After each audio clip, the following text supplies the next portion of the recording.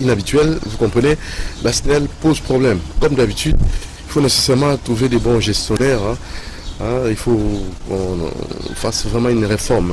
Donc, au niveau de la SNEL, c'est très capital. Trop, c'est trop. La régie des eaux, la SNEL, ça pose problème. 61 après l'indépendance, il faut nécessairement revoir les choses. C'est très compliqué. Voilà.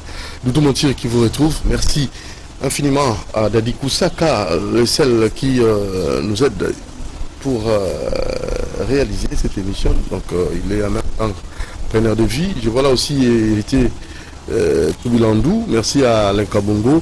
Merci à Christian Banjolo, à Romain Makonda, le professeur, et à Jérém Boka. Voilà, nous aurons nous recevrons pour vous des génies. Donc avec eux, on va essayer de parler premièrement la gestion, quelle définition qu'on va comme ça attribuer, une nouvelle définition de la gestion de l'État avec monsieur le CG de la Ligue de Jeunes, la Ligue de serviteurs de Pouloulou. Et on va recevoir aussi Antoine qui va nous parler de recours. Retour à l'expertise coloniale. Voilà, ce sont là les deux points essentiels qu'on va débattre avec nos génies. Alors, on va donner comme ça l'occasion d'abord à monsieur Mwanda Jean-Serge. Bonjour. Bonjour, monsieur Doudou. Mbote pena ba téléspectateurs au bazar liboso ya ba télévision, bazo landa biso. Aujourd'hui, dans la définition il y a l'État, définition il y a gestion. Avec la définition il y a la définition il y a politique.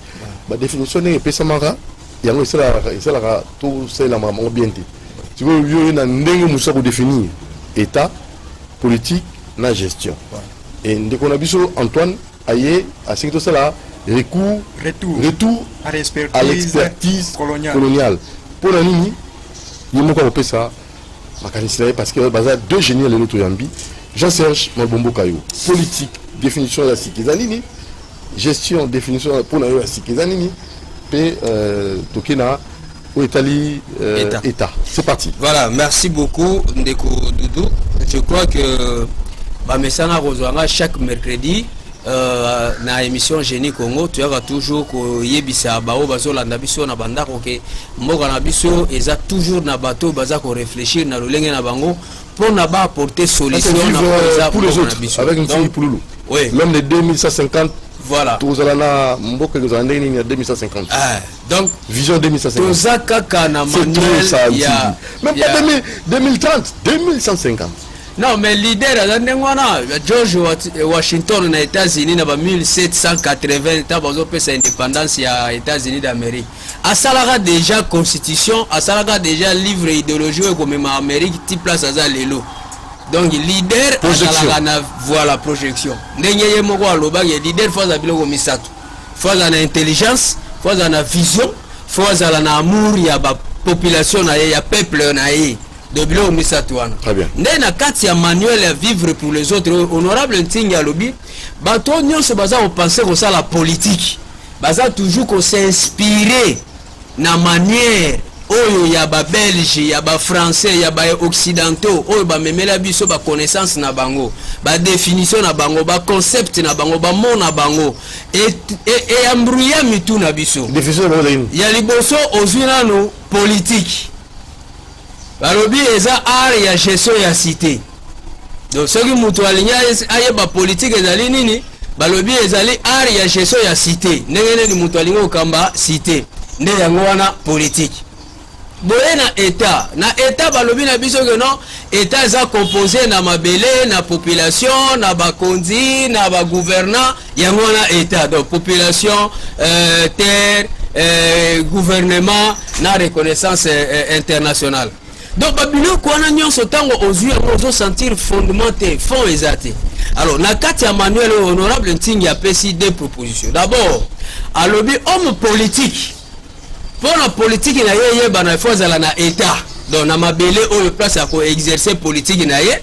Ensuite ko exercer politique na ye za ko gérer. De faut aye ba nini wana gérer. Alors yango moni pona numéro ya lelo na Génie Congo toye na babilo ko misatu wana. Définition explication, il y a politique, il y a état, pe ya gestion. Toke sikoyo na définition ya politique. Ntingi Pululu a pensé boye na makanisi na ye na kijeni na ye akanisi boyabi la politique c'est la gestion de manière à rendre socialement possible les besoins de la population en toute sécurité mutuelle. Donc yo lobby eza art ya ko gérer cité mais ya lobby non eza gestion de manière à rendre socialement possible. Donc naza ko gérer na lolenge ya ba besoin social ya batu nyonso tout ya population nyonso ezala accompli en toute sécurité mutuelle. Donc sécurité ya yona ya ngai na oyo tokozwa tokabola tolia yango biso nyonso longo eli ko lobani na kota sikola ma profondeur avant na zo asiko la définition ya politique l'art de gérer l'art de gérer wana wa mindele toboyango na ligue des serviteurs toboyango biso toboyango biso et pas na biso que politique c'est la gestion de manière à rendre socialement possible les besoins de la population en toute sécurité mutuelle. Yo oza papa na ndaku na yo oza na devoir ya ke ndaku no il faut eli ya mikolo nyonso oza devoir na yo olinga olekila pongi voilà il faut ça là devoir na yo balia devoir na yo na butu papa la complètement te aza miso kokanga memato na ye zo veiller ayeba finana toucher fenêtre papa si ala mugi po ata la sécurité ya bato bazawana azaka ko se protéger yete mazo protéger pe mwasi na bana yango moni biso de lobby que politique ezali manière ko gérer rendre socialement possible biloko nyonso tozana ngo o eza vie sociale ya mutu ndeza plus important.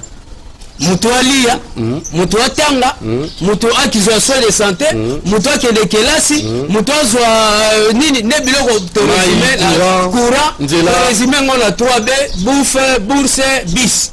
Donc biloko wana nyonso mutu fo yeba yango. Yango wana nde social. Siko yoza na olingo sala politique yeba que il faut rendre biloko wana possible. Est-ce que batou bakota politique bakota na makanitwa? Mais baza na ngote l'art de gérer. L'art de gérer. Tout ça la rendre socialement possible. Oh ya ko rendre socialement possible baza na ngote. Bango baza na art de gérer. Or soto kopti na art.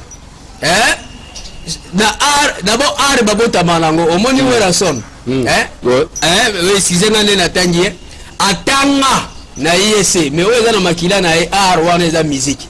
Donc attends on peut se ba comptabilité akoye ba mo formule mais musique akola la pe azo composer nzembo pe ayembi ba kofiolo mide ba vaze kwa ba baza art o mona mutu moko azo akolo sala ekeko moko bo eza art mais eza na bato na politique le baza art te mais alinya sala na art ya ko gérer cité mais art wana zane na yango te oza on prend ya ko se to longoli ya moto bino il faut rendre socialement possible ngai nde mokonzi de il faut mai kolia transport biloko wana nyonso ya vie sociale ya mutu faut rendre yango possible et puis sécurité mutuelle na éviter ba attaquer nga na sécuriser yeye pe sécuriser ngai ne yango wana politique soki batu ba maîtriser yango soki batu ba réussir yango soki batu ba comprendre yango c'est que titoko na 2150 oyo biso tokotika et la politique mususu. Voilà. La politique. Si quoi politique yango forcément la yango na état. Awosala yango na ye moko de forcément yango na état. État biso to définir yango bango ba mindele ba pesi définition o ba professeur nyonso ya université ba défendre la un état c'est la composition des terres, population, tout ça yango non. Biso si na état to lobi que l'état est une société nécessaire d'ordre et de destin qui tend vers l'unité. Yango wana état. État est une société nécessaire d'ordre et de destin qui tend vers l'unité. Yango wana état. Eli yolo banini.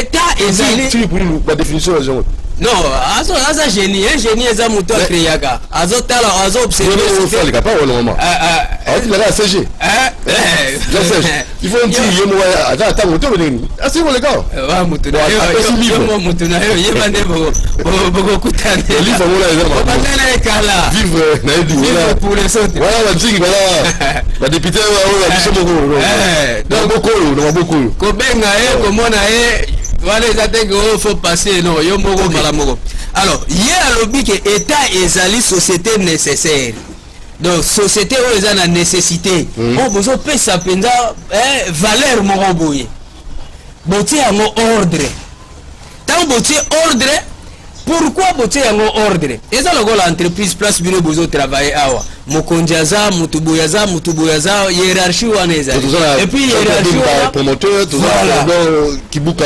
Raphaël toza ba directeur balani toza ba directeur toza ba personnel ebele et puis ordre wana eza respecté toza organigramme toza la genre mutu akoki kokufa yango la programmation on va konda mutu akoki kokende na grave ya comme le kabungula exploitation toza la DT José Antia toza chali ba mungu na commercial biloko wana mutu akoki buka yango l'échelle ko pa na info donc biloko wana il faut ezala respecté po yango nezosala ordre place bato bazali ordre yango mais vraiment mais siko na mboka na société na état wana bozwi yango kaka na image ya société moko ya entreprise ezo fournir mbongo mais bozwi image wana boyeloko na société ya mboka borespecte organigramme wana botie ordre na mboka na biso lelo omona mutu moko boye atie mutuka na ekanye nzela soko otuni ye mais papa osali boye nini réponse bapesa yo yebi nga naza nani toyebi yo te na répondant papa moko na mutuka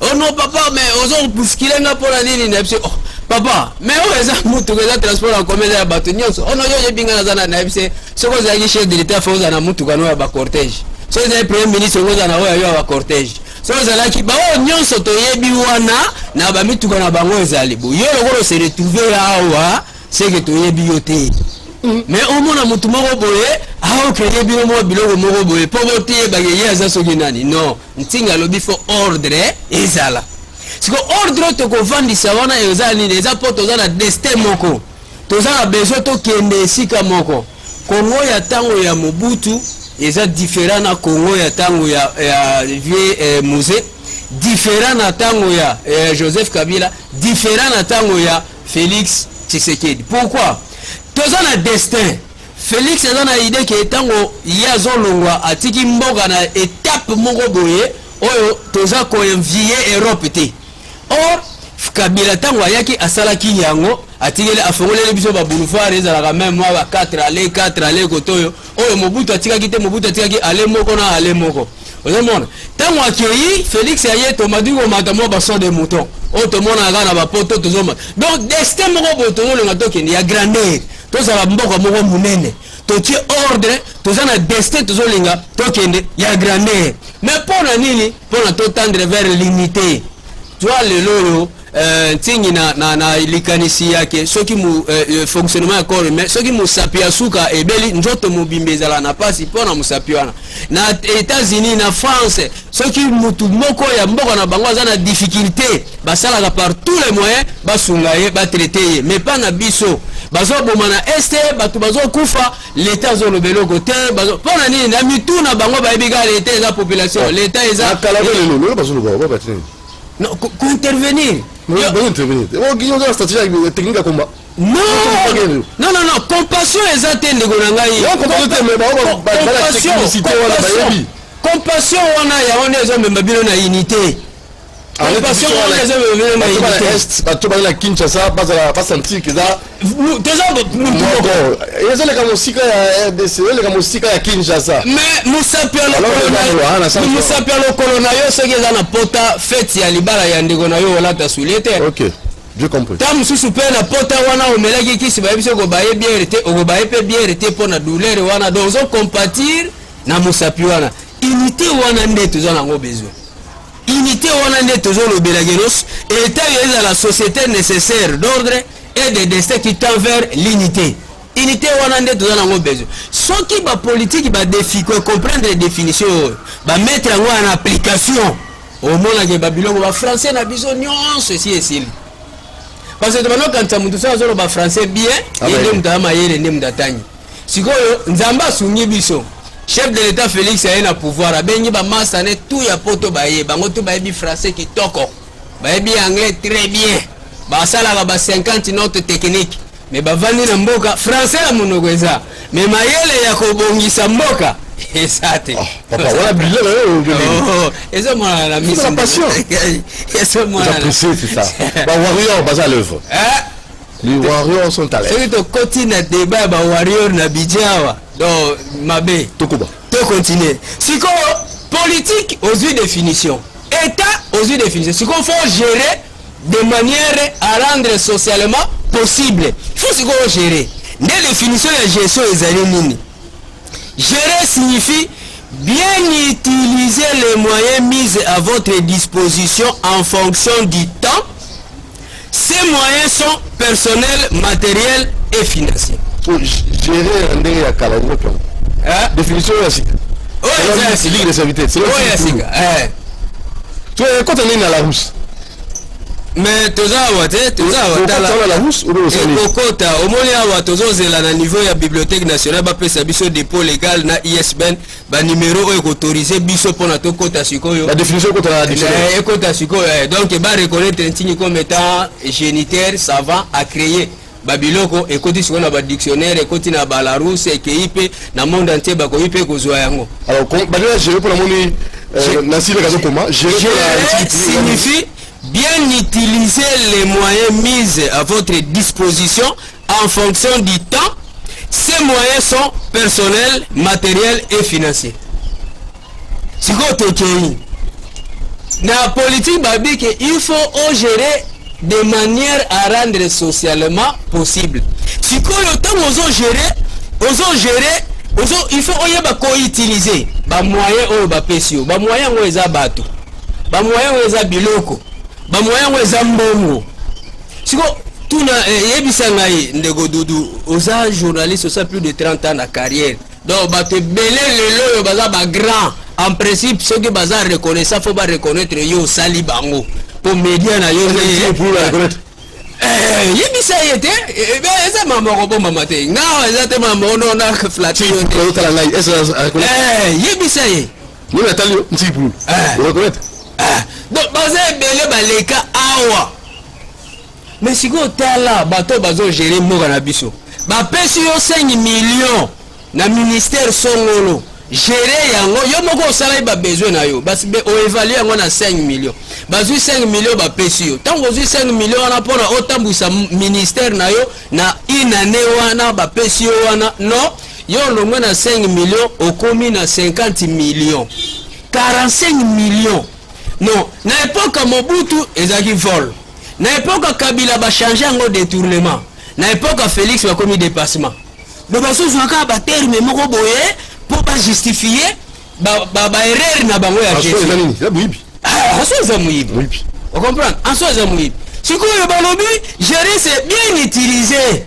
Eza 5 millions utiliser yango bien mbongo wana batu wana na mituka bapesi yo na bangin bapesi yo batracteur yo ozwi batracteur olongoli bamontere otekeli yango bato mosusu embana omemaka bato na équateur epave etikali wana me bapesaki yango mpo esala bilanga yo ozwi bapesi yo mbongo mpo osala nango yo ozwi mbongo wana oke otongi bauniversité na yo osali baekole na yo osali baaffaire privé na yo bapesi yo mituka batu osala bango no ozwi batu wana ominimiser bango bakomi lokola ba sous-homme donc soki oye opesaka bango ba 5000 mpo banokolandaka yo kaka bayembelaka yo kaka bakumisaka yo kaka nde yango nde oyomona eza valeur nde tolobi non biso na ligue des serviteurs olingi osala politique na ligue des serviteurs yeba définition oyo la politique c'est la gestion de manière à rendre socialement possible les besoins de la population en toute sécurité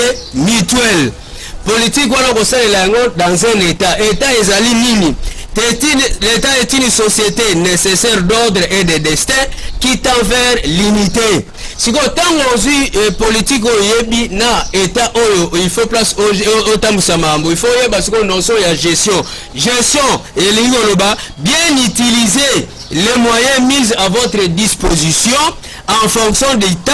Ces moyens sont personnels, matériels et financiers. Ce qui bateau balandingai. Bomi kitisa bozala na lolendo te boluka biso na numéro eza ko afficher wana bien otokopesa pesa na numéro na ngai plus 243 97 53 48 595 plus 243 97 53 48 595 benga biso Zwa libuku oyo yekola yango zwa yango tiango en pratique pour sunga bagro nyonso oyo eza vivre pour les autres idéologie ya Ligue des serviteurs.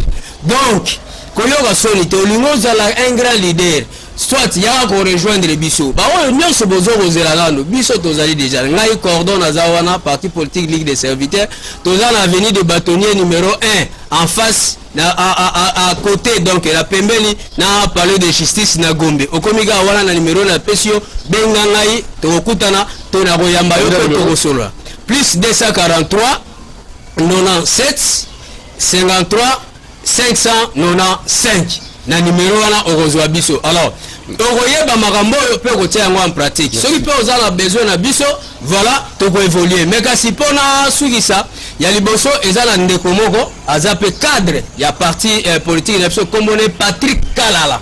Donc Patrick Kalala ozolanda ngai Patrick Kalala voilà na pesi yo mbote belé plein succès na ebige ozana biso elongo ozape ko ta mettre dans la patte pour que tokia na ba émission tokene pe na bisika msusto lo la Ligue des serviteurs. Donc oza leader monele na funa na bandal to saluer yo to pesi yo mbote na Ligue des serviteurs et honorable Ntinga Zupe libako ko landa biso to pesi pe mbote yende autorité morale ya ba Ligue des serviteurs nyonso mbote na ye pona kosukisa kanisa malamu pona Ntingi Pululu kanisa malamu pona Congo loba malamu pona Ntingi Pululu loba malamu pona Congo sala malamu pona Ntingi Pululu sala malamu pona Congo nakutani na bino prochainement pona numéro mususu soki Dudu Monti la bengi singai na oya Ntingi alobaki Mobutu atteint nationalité douteuse le 24 avril.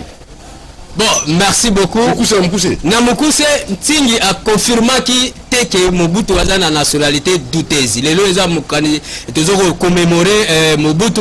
Mobutu c'est un grand homme politique qui a belle vision et belle unité à Mbokanabiso. Il n'a pas dit que Mobutu a la nationalité douteuse, mais à lobby.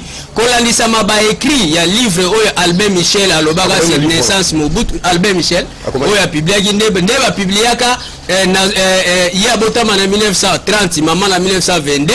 Nena Katouana est allé ça quand même moi douter un peu la nationalité et puis la population est belé le lenya ka pe badutaga la nationalité ya Kabila. Mais ko confirmer Ntinga sala yango a confirmé mais azonga pe na top Congo a s'excuser na bande na biso ba équatorien pour leur dire que je suis votre frère ce qui na tika kibino bolimbisa ngai na likambo wana mais na confirmer que Mobutu a nationalité douteuse. Merci pour l'éclaircissement. Alors, retour à l'expertise coloniale. Alors, on a dit Congo, on peut l'été, tu as un savant malou, hein, savant malou, il y a ça, Bobby savant, on est à 5, espace à 5 dimensions. Alors, on a un génie Congo, c'est au Bungi Sinaï. Ah, on est un génie. Moi, ici, pour la petite définition. Génie Congo lexicomanie. Voilà, Edi Malou. Edi Malou.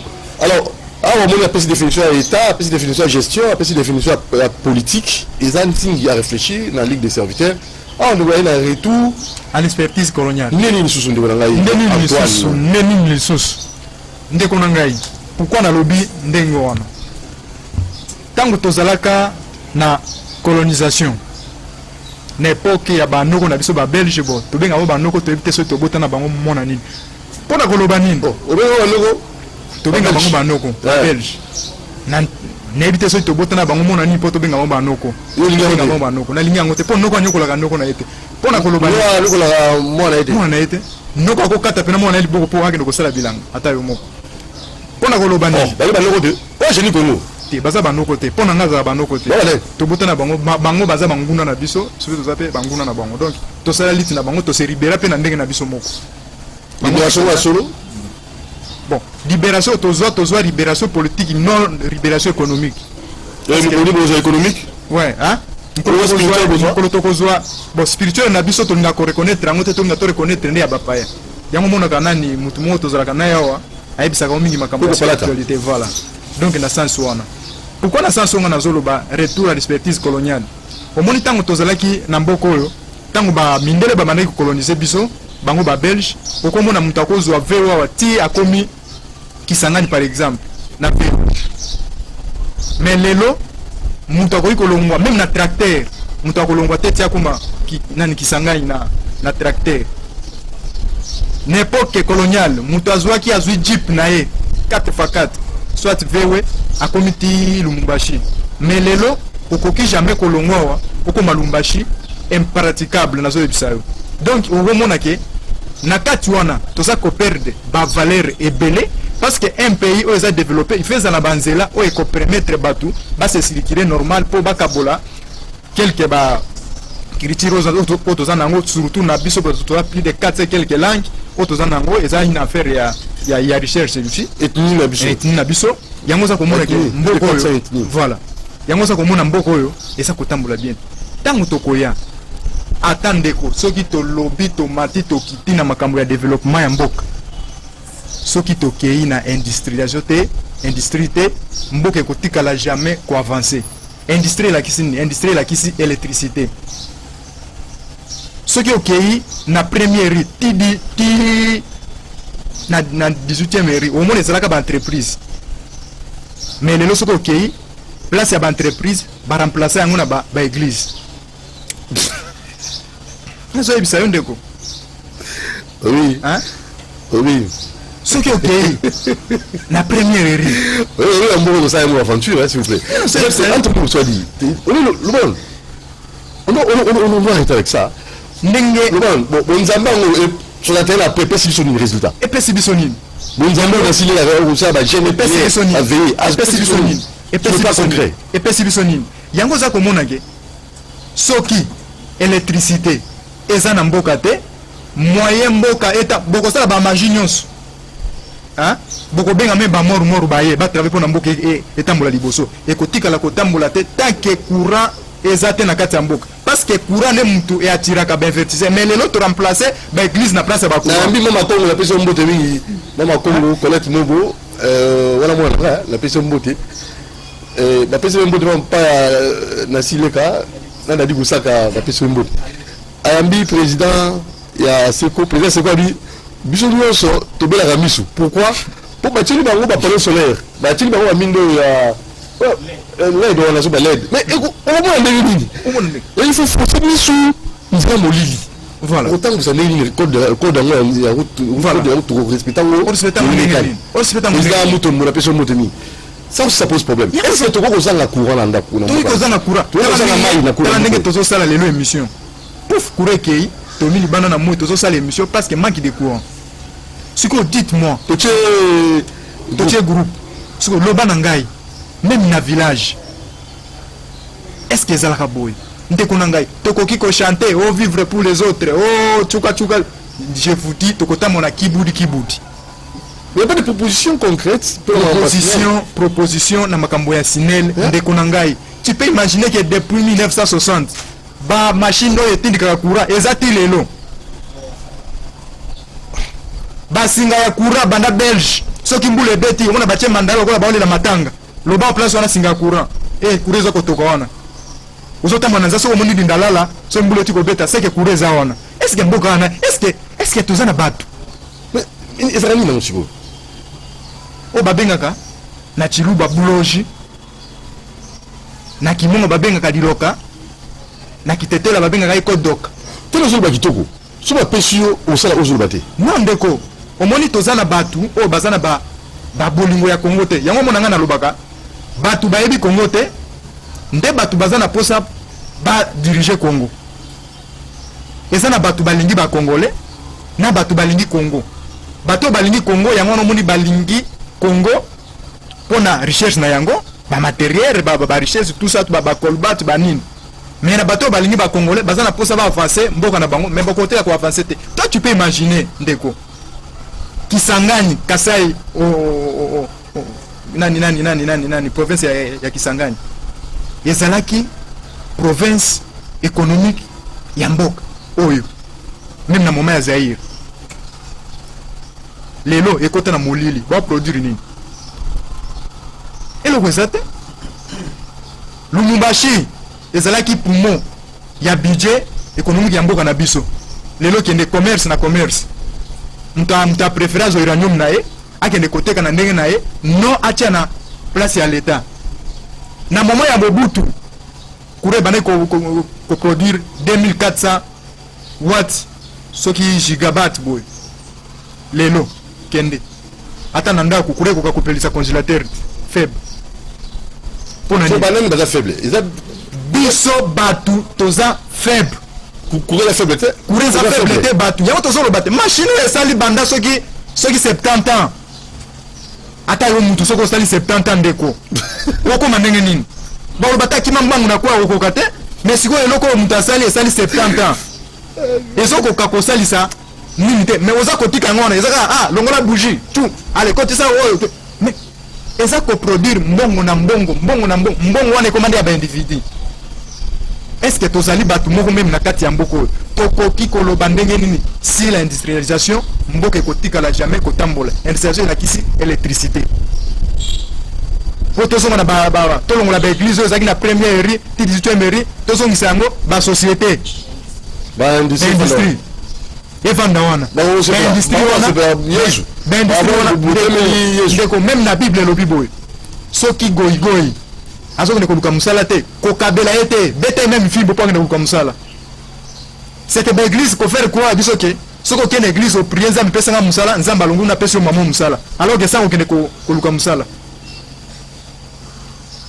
yango même nasengaka il faut ba pasteur ba changer lolenge ya kosambela na bango bambe kempe ko éduquer ba congolais ke au lieu zo $10,000 oya ko tia na dim zo $10,000 au créer une petite entreprise moyenne pour oyeba ko mais c'est ça. Mais Jésus-Christ est un senga qui dim.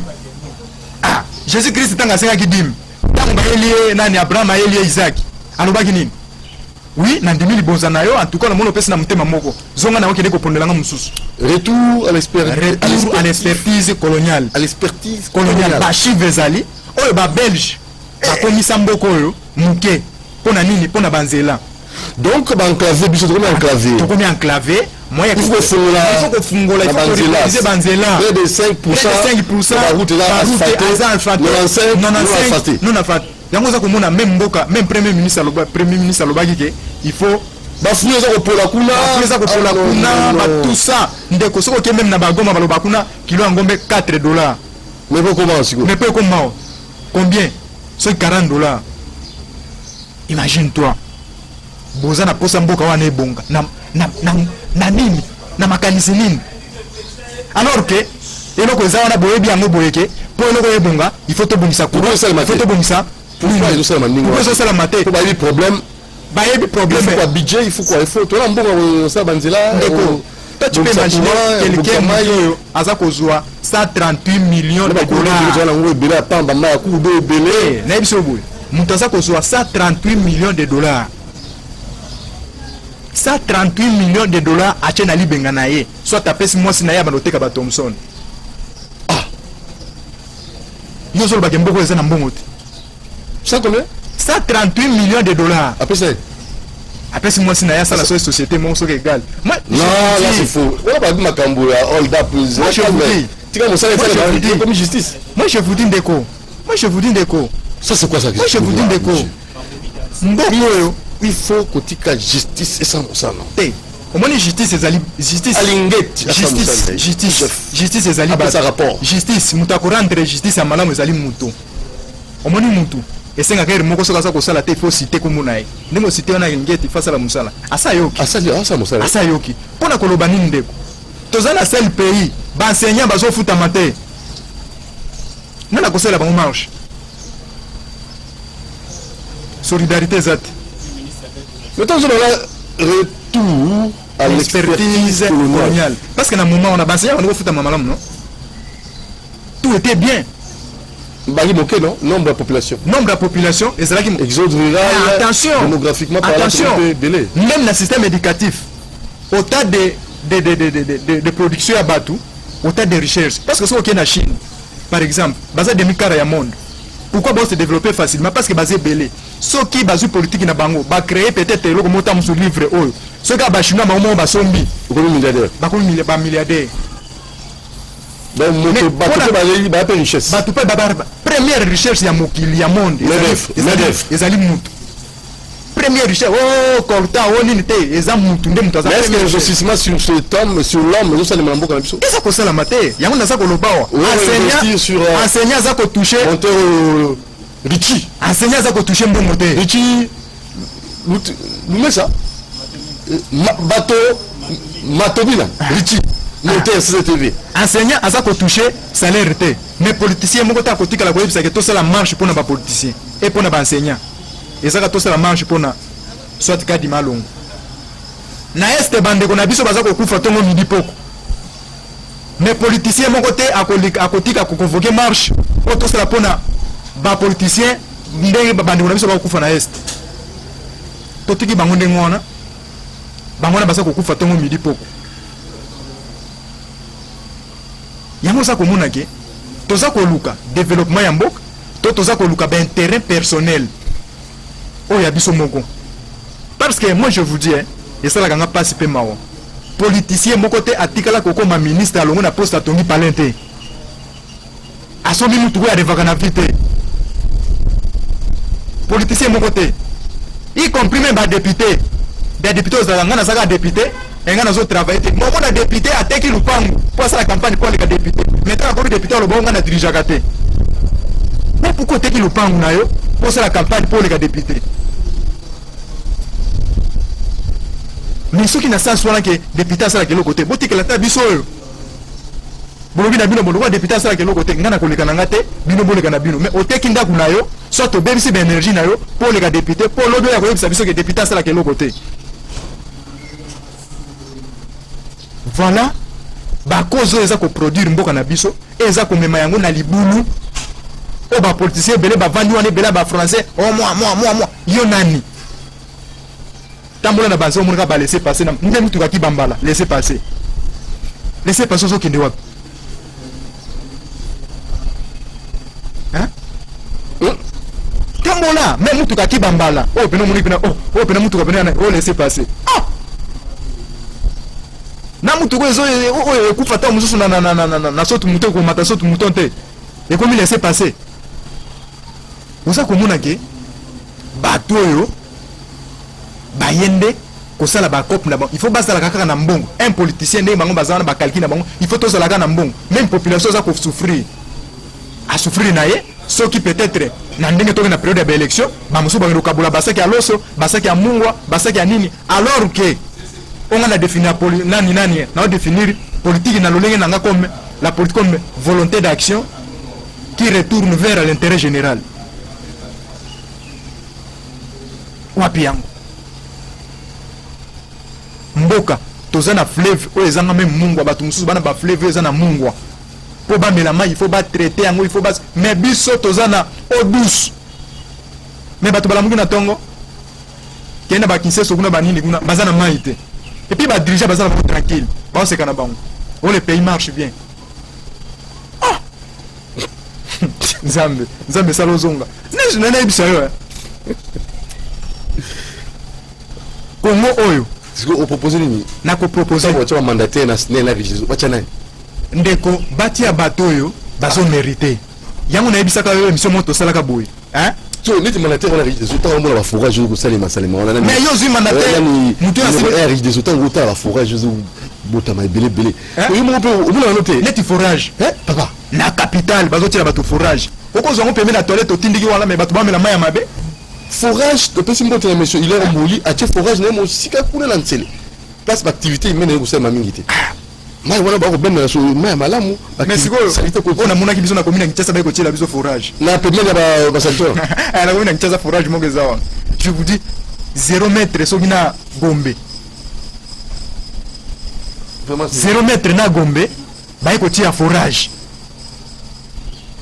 Imagine toi que tout ça plein après capitale mais bâtir le forage. Ba toilette ça tout autour na baba pangwana mais forage ça bien na mai. Monsieur Antoine, ça fait mal. Émission par moment peut ça moi tension, na émotion, na douleur na mon thème.